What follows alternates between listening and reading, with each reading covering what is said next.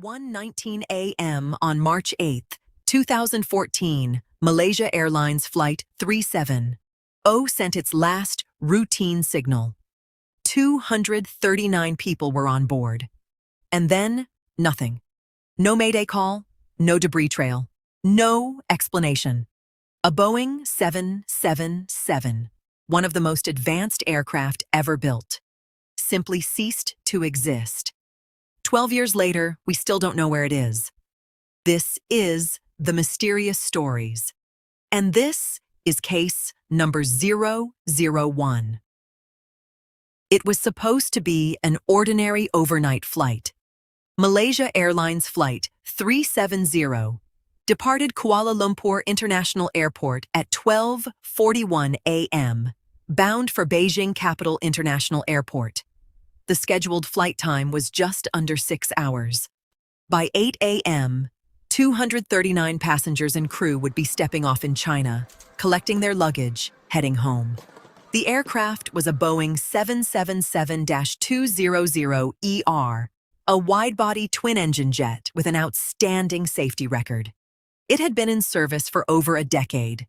The crew were experienced. The weather was clear. On board, 153 Chinese nationals, 38 Malaysians, citizens from 13 other countries, business travelers, families, a group of Chinese calligraphy artists returning from an exhibition, 12 crew members. Everything was normal until it wasn't. At 1:01 a.m., the plane reached its cruising altitude of 35,000 feet. At 1:07 a.m., it transmitted its last ACARS data report, a routine automated message relaying technical information about the aircraft systems. Everything was normal. At 1:19 a.m., air traffic control in Kuala Lumpur made routine radio contact. The co-pilot, Fariq Abdul Hamid, responded with a calm sign-off. "Good night, Malaysian 370. Those were the last words ever heard from MH370. 1 minute later, at 1:20 a.m., the plane's transponder went dark. When a plane's transponder goes off, air traffic controllers notice immediately. But what happened next is one of the strangest parts of this entire story. The plane didn't crash. It didn't send a distress signal. It turned.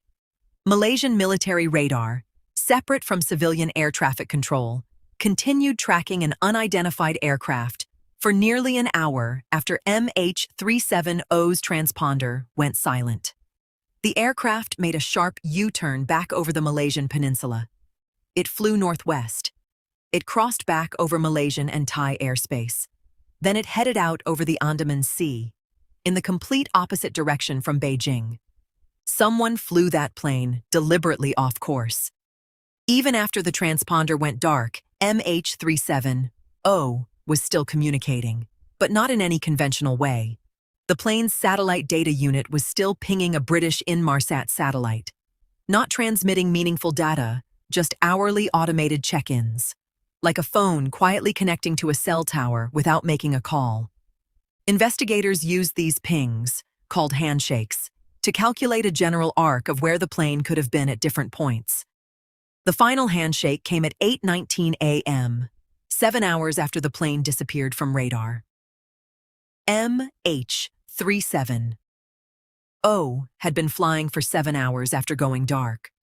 7 hours. Enough fuel to reach almost anywhere on Earth. Based on the satellite arc calculations, investigators concluded the plane most likely ended up somewhere in the remote southern Indian Ocean, one of the most isolated and deepest stretches of water on the planet. What followed was the largest and most expensive aviation search in history. 26 countries participated.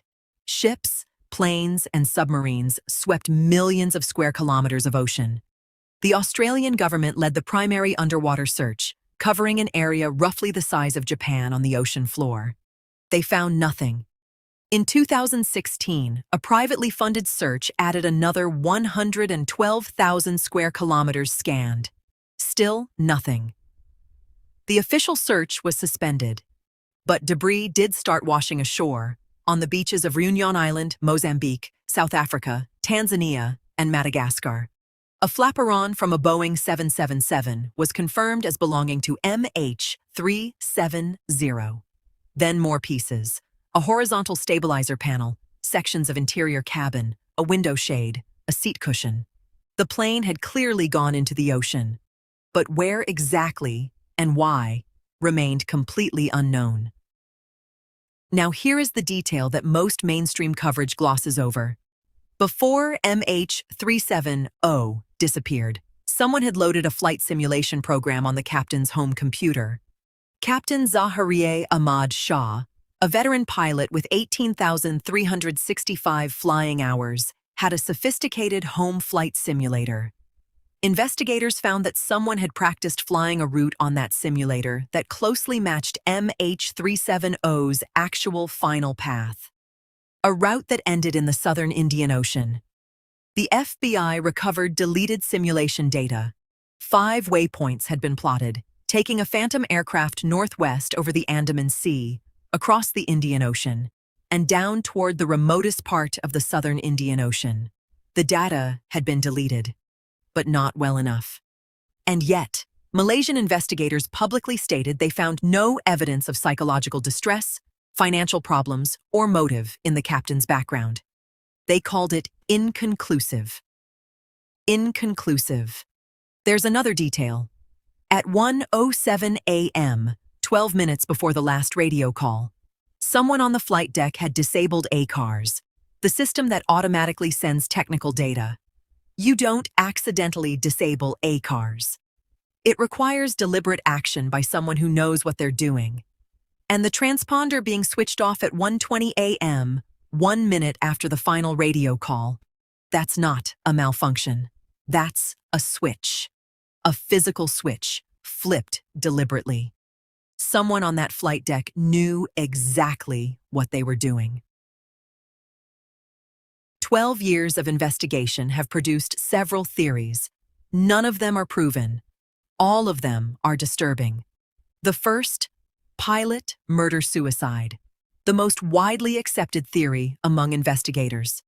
Captain Zahari, for reasons unknown, deliberately depressurized the cabin to incapacitate passengers and crew, then flew the aircraft south until it ran out of fuel. The simulator data, the deliberate system shutdowns, and the flight path all point in this direction. But without a confession, a body, or the black boxes, it remains unproven. The second, a hypoxia event. A catastrophic decompression could have incapacitated everyone on board, including the pilots. The plane then flew on autopilot until fuel exhaustion. But this doesn't explain the deliberate course changes or the disabled systems. The third, hijacking by an unknown actor. Some researchers believe MH370 was seized and landed somewhere, but no credible evidence of a landing has ever emerged. And 239 people cannot simply disappear without a trace if they were taken alive. The fourth, the plane is still out there, waiting to be found. In 2024, Ocean Infinity proposed a new search targeting a zone never previously scanned, based on new drift modeling and satellite data reanalysis. The Malaysian government agreed in principle. The search may resume. Here is what we know for certain. MH370 did not crash accidentally. Someone deliberately flew it off course. Someone disabled its tracking systems. Someone flew it for 7 more hours across some of the emptiest ocean on Earth. And then it was gone. 239 people, with families, with lives, with people waiting for them in Beijing, simply ceased to exist. And their families have spent 12 years with no answers, no remains, no closure. In the history of commercial aviation, no accident has ever been this complete, this deliberate, and this unresolved. The file remains open.